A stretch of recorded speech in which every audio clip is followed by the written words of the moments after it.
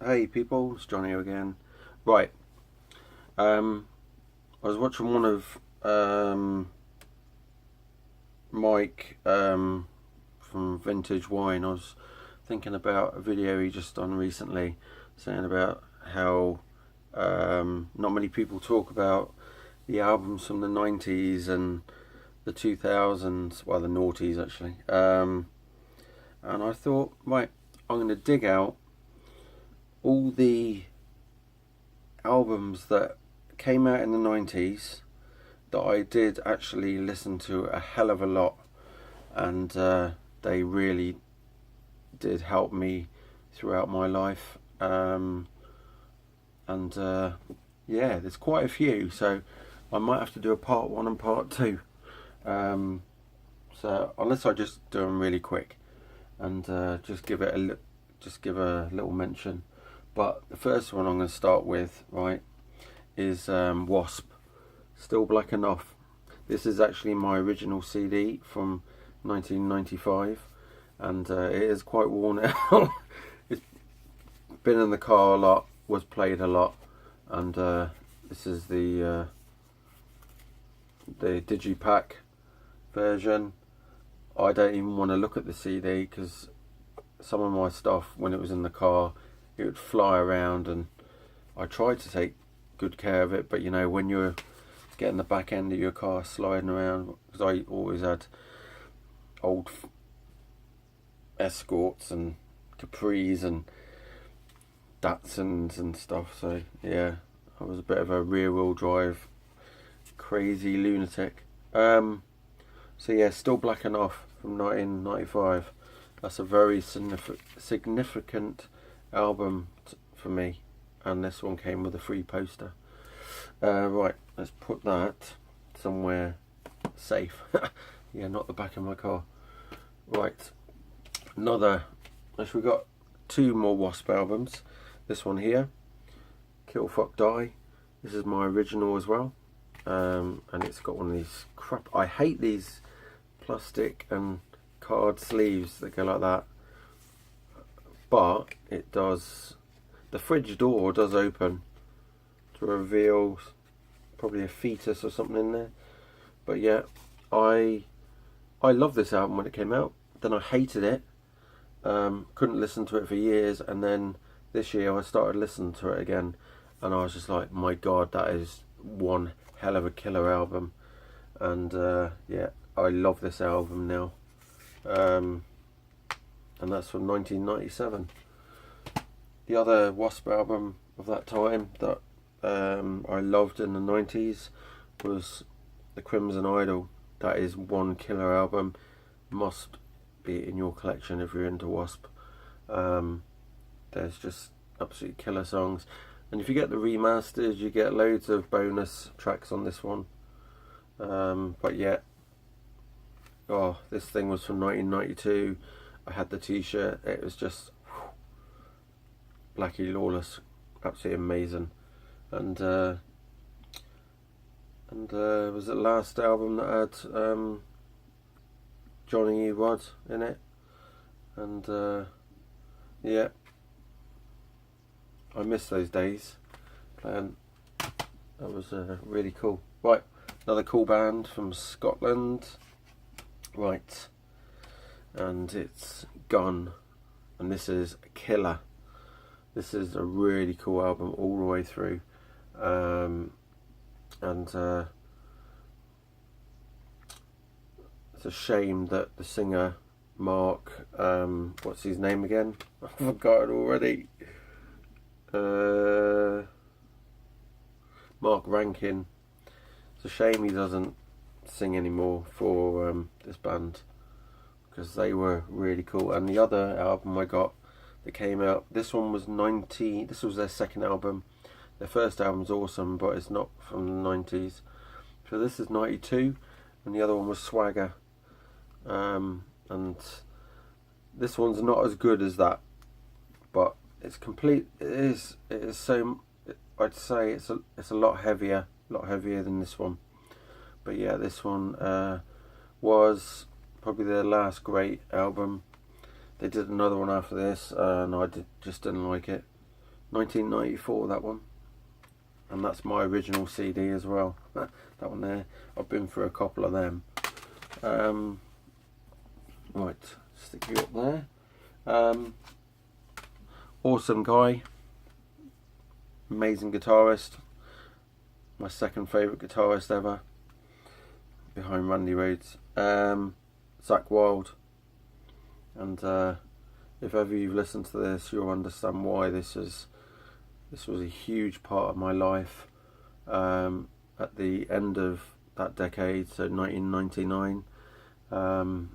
Yeah, this is one hell of a killer album. Really killer. All the songs on it are just awesome, and yeah, really cool. Next one, another Zakk Wylde one, Pride and Glory, and this is the same. This is just, that is one hell of a kick-ass album. That is one of my favourites, and it's from 1994. And you know, it's good that a lot of the artists I'm going to show brought out albums, because the 90s for me were pretty shit.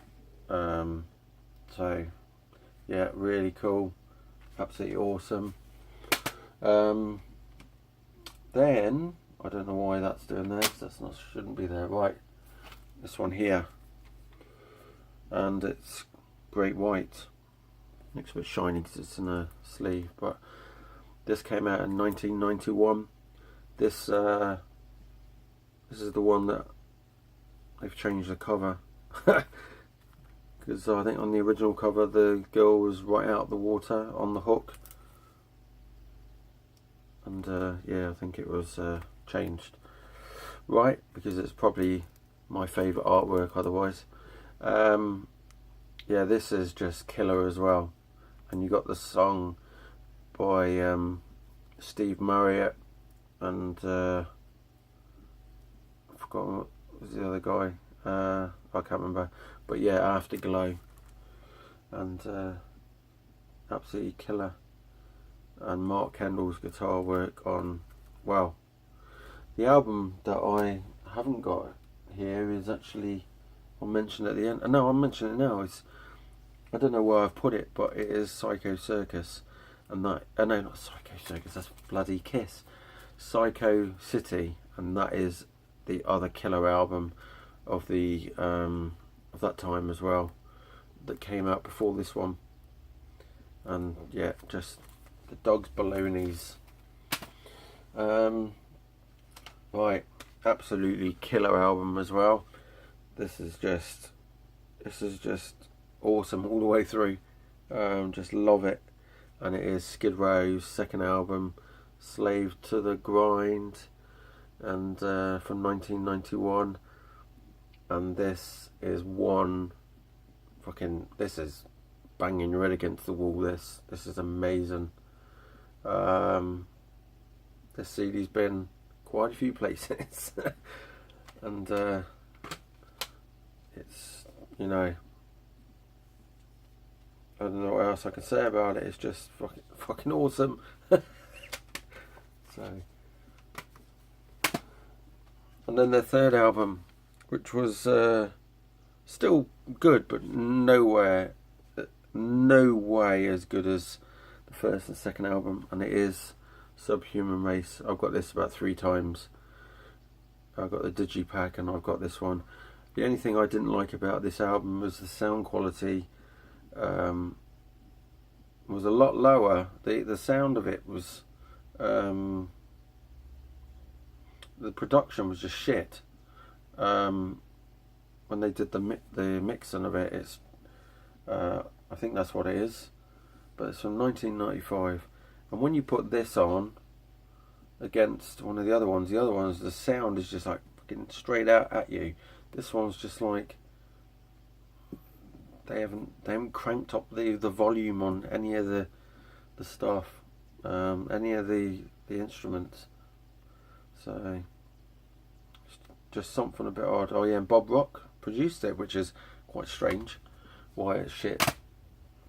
Right, here we go.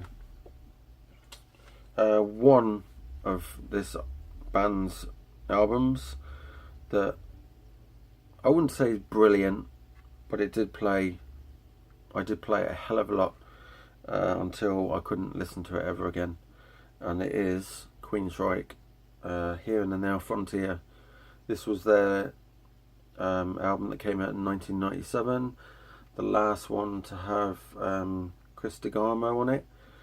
It's in no way in any league with the earlier albums, but it's a 90s album. It was still really good for a. If this was their only album, it would be a good album, but because you've got the greats before,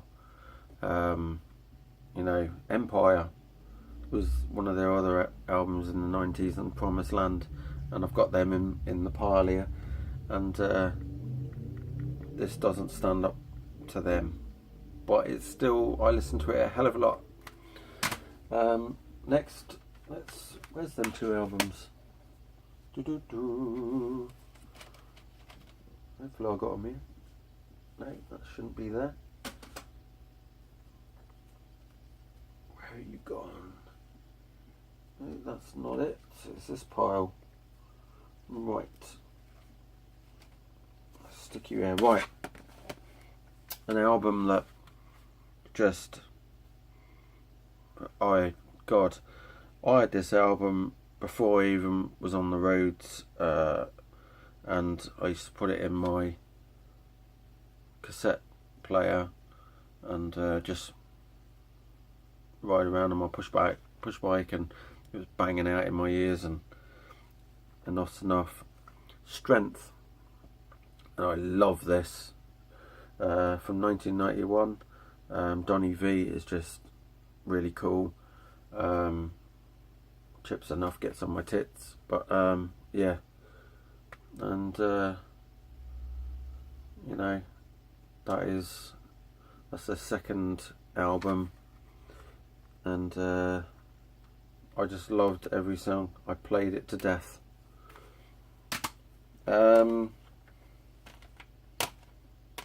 Right, this one here. This is a comeback album by an awesome band, but with a different singer, and it is Jugulator, and this is as heavy as fuck. This is probably one of the heaviest Judas Priest albums ever, and Tim Ripper Owens is just, he's an awesome vocalist. When you listen to the live albums, he just, it's just killer what he does. And when they said that Rob Halford was coming back, I was actually pissed off because I actually like Ripper Owens, even though Rob is awesome. I was getting used to Ripper Owens, and I just thought, he didn't have the image he did that Rob had, but he could hit them notes, and he has so much power in that voice. And unfortunately now Rob Halford can't hit them notes. He just hasn't got that power. But yeah, I wasn't too keen on this album. I thought it was with a few shit songs on it, but Cathedral Spires is just like killer, absolutely killer. And yeah, so that's that one. Let's go for something a bit lighter. Actually no, I would say that this, no, I'm not going to put that in because it's a bit boring. Right, next one.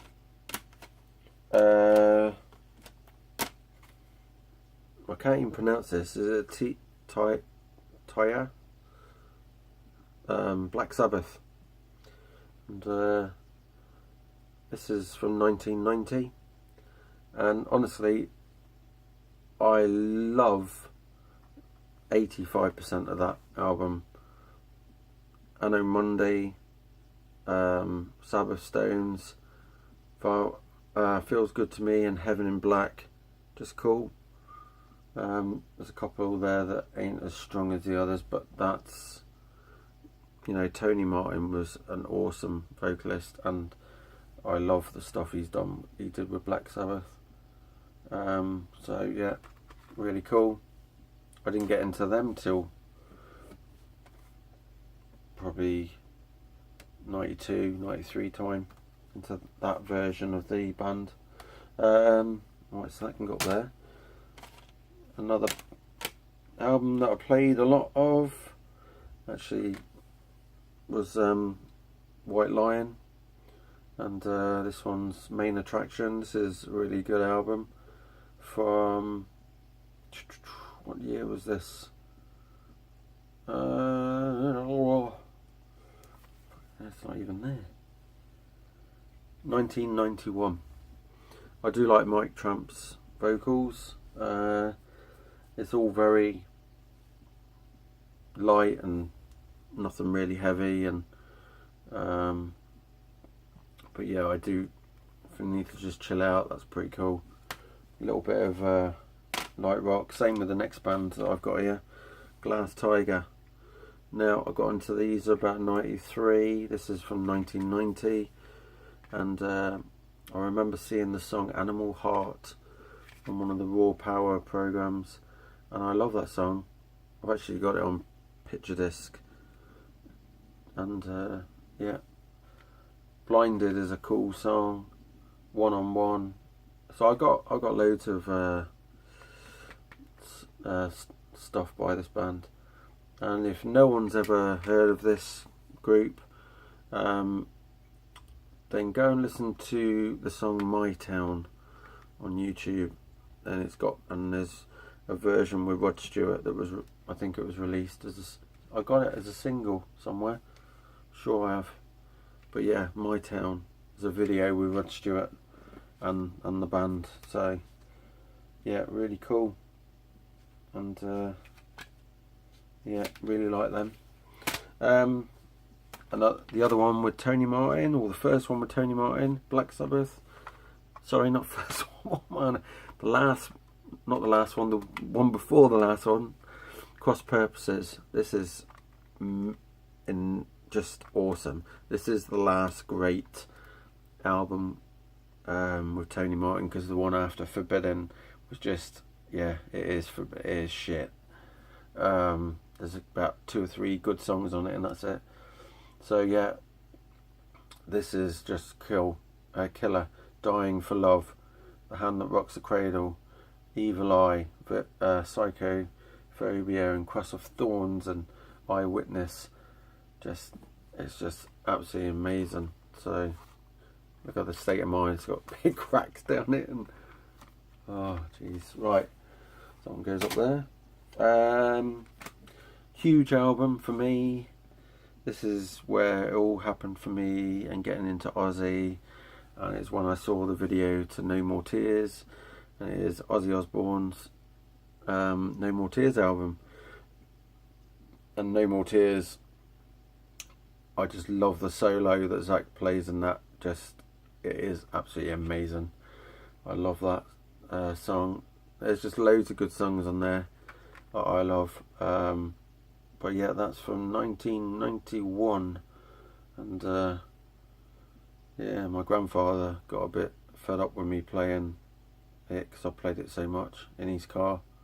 So, but well before I had a car. Right, next one. 2 huge albums. Actually, no, where's the other one? Where's the other one gone? Let's get this one out. I should have sorted these out before, but oh, I forgot to. Where's that gone? Oh, I'll do it in the next video. Right. 2 awesome albums. This one here, Euthanasia. This is the limited one. This is actually my original. Look at the state of it. It's got hidden treasures on this one, which was a CD you could get slightly later on, but it originally only, I think it was only came out with this, yeah, that's when I heard stuff like Problems, which is Sex Pistols, and 99 Ways to Die with like fucking rock and roll, Angry Again, and really cool. And yeah, I played this over and over again. The song "A Tout Le Monde" is I lost one of my very good friends. He was about 19 at the time, I think 18, 19, and he committed suicide and drove off a cliff. And he loved, when we were in the car together, he always played Megadeth and Poison and Motley Crue and just Skid Row and just everything that I listen to now. There was all sorts of stuff, Blue Murder, but yeah, that song is always the song that reminds me of him. So yeah, that is a huge album in the 90s for me. Next one is the second Megadeth album I ever bought, and just probably at the time was the heaviest album I ever owned, and it is Rust in Peace, and this is just killer all the way through. It is in my, I think it was one of my favourite Megadeth album, and yeah, this is just killer all the way through. And if you've never listened to it, then you're missing out, especially if you're into thrash. Right, I'm going to leave them two for the next video, and then I'm going to do this one. Right, this one is by the Blue Murder, John Sykes. There's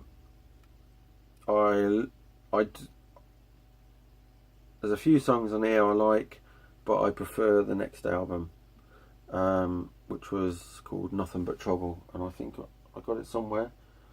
I just brought it in from, I had it in the van. There it is. There it is. Now this played a huge part in the 90s for me, from 93 this, and it's just, We All Fall Down, I Need an Angel, Save My Love, Love Child, Run Away, Cry for Love, just absolutely amazing. That is one hell of a cool album. And yeah, and this one, it's got a few good songs on it, but no way in this league. And how long is this video? Fucking, that's 23 minutes already. Yeah, no, I'll put the rest in. Right, another one for that time. Yes, David Coverdale, White Snake. This was intended on being a solo album, but the record company, I think it was, wanted it to say have White Snake, so he's put David Coverdale and White Snake. And yeah, I love all that album. That is pretty cool. From 1997, huge part of my life in the 90s. Yeah, kept my head together, let's put it that way. Right, let's go to something else. Iron Maiden, Fear of the Dark. Now, this has got quite a few kick-ass songs on it. Afraid to Shoot Strangers, From Here to Eternity is my favourite on there, Wasting Love, and yeah, Fear of the Dark, obviously. There's a few weaker tracks in there, but other than that, I do like that album. So that was another album that I played a hell of a lot of. next one, Metallica, Black Album. This, I remember everybody at school was like listening to this, or Guns N' Roses, or Roxette, and I wasn't really that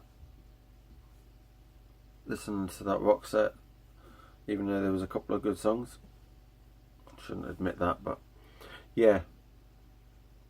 So while people listened to this and Guns N' Roses, I was listening to No More Tears by Ozzy Osbourne. Yeah, that was, you know, not many of my mates were listening to Ozzy. They were mainly Guns N' Roses and Metallica. So, but while I was listening to Skid Row, Ozzy, Europe, Def Leppard and stuff like that, so, and Black Sabbath. So yeah, this is a killer album, and the last album they've ever done that one of the best albums they've ever done that I like. Anything after this album, I'm just not interested at all. I just got really bored. But that is killer. Right, another one. Get back to Britain, and got into this band when a song called Low Life and High Places hit the UK charts, and it is Thunder. And yeah, that's got me into that. That is a really good album. It's got a hell of a lot of songs on it. Does I don't know how long it actually is, but it does seem to go on a long time. There's 2, 4, 6, 8, 10, 12, 14 tracks on there, which I suppose at that time most albums only had 10 or 11 tracks, you know. So, but yeah, really good that. And there's their first album, which came out in 1990. That is brilliant, that as well. Absolutely brilliant. And it's probably my favourite two of theirs. Right. There we go. We can go on to some Leopard. And 4 albums from that time in the 90s that got me through so much shit. And the first one, Adrenalize, that was just really cool. And to be into Def Leppard, and before this came out, and I wasn't really able to didn't hear from him for a while, and then Steve died, and I didn't even know about that until about the following year, and then there was a thing saying that we're going to be on Top of the Pops, and I was like, my god, that's awesome. I just had to sit down and watch that performance. So Adrenalize, that is a really big album from the early 90s for me. And then obviously Retroactive came out, and that is just, you know, the B-sides that were remixed and stuff with a few extra new songs. That is really cool, from 93. And then the slight change in direction with slang, sort of like Megadeth's Risk. This is like sort of Def Leppard's Risk album, but it's actually a lot better than Risk. There's loads of good songs on there, except from Slang. Slang's probably the one I don't like. And then this one here, Euphoria, and that had gone back to the roots of Adrenalize and a bit of Hysteria album, and yeah, that was really good. There's only a couple of songs on there I don't really like, but yeah, that's them, and that's the end of. I'm going to do the end of that video, or will I? I don't think I'm going to fit them in, because when my thing gets to 33 minutes, it cuts out. Right, We've got 3 more minutes. Right, 2 huge albums for me in the early 90s. Cherry Pie and this one here. And Dog Eat Dog. And I've got... Where did I put them?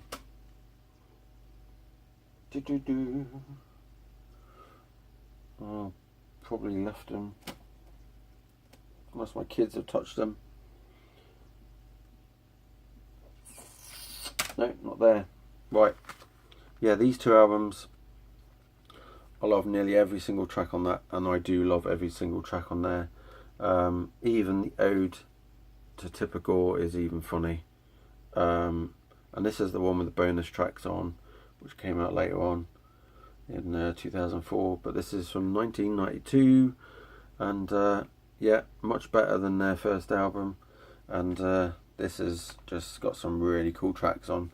And there is another Warrant album that I was going to pull out, and I must have left it in the other room. I will do another video to show you some more 90s albums that I did actually love and listen to a hell of a lot. So yeah, a couple more Megadeth there.